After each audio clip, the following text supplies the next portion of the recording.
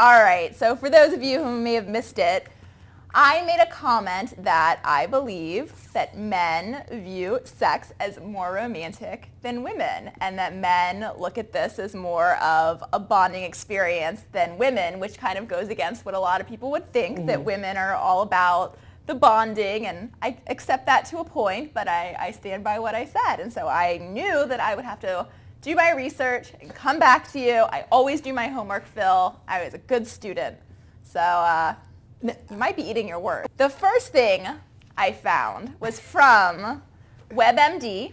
So this is a pretty reputable website, okay? Is it really? I don't know. I never read it. Yes, Okay. it is, Phil.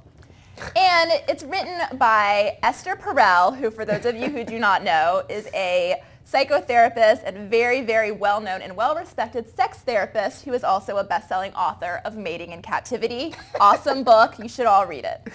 Now, she's very knowledgeable, so she's going to be my expert source on this. Okay. I hope we can agree that she would be considered an expert source. She says, women want to talk first, connect first, then have sex. For men, sex is the connection. Sex is the language men use to express their tender, loving, vulnerable side. It is their language of intimacy. This is the most recent copy, so we know it's current, of Marie Claire. And they do publish sex and relationship research. Okay. And it is published, so you know they've checked their facts. This is a study about friends with benefits. Okay. Now, this was found by Dr. Tim Levine, who did this study at Michigan State. And in terms of people who are in friends with benefits relationships, he writes, as for the idea that women get attached to a man after sex due to a spike in oxytocin, which is the bonding chemical released during sex, turns out women worry that their partners will become clingy after sex, not the other way around. God. Tell me exactly what your point is, and I will try my best to meet you halfway and see if I can understand.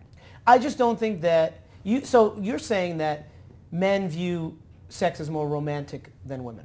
Yes. And I disagree with that. Why? You say you have all this research, all this backing up, and personal experience, and I would like to know. I just think that, and this is something actually we're going to talk about in an upcoming show when we discuss the influence that Sex and the City has had on, because I think this kind of blends into it nicely in that some people say that Sex and the City taught women to have sex like men, or to look at sex in the same way as men do. And I don't know if that's true or not. We're going to talk about it in an upcoming show.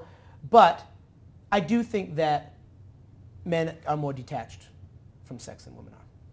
That's different, though. Those are two different things. I don't understand how that's different. I understand what you're saying. Okay.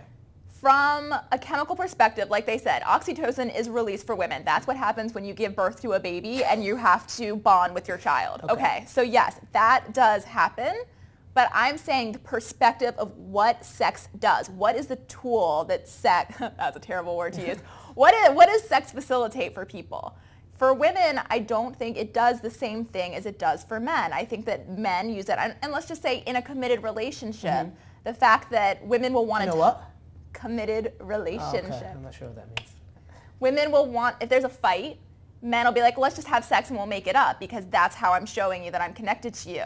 Women are like, no, honey, we're not going to do anything until you talk and we apologize and we have that verbal communication and then we can have sex. That is a pretty classic difference, and that's what I'm saying, and that's what this research is saying. Okay.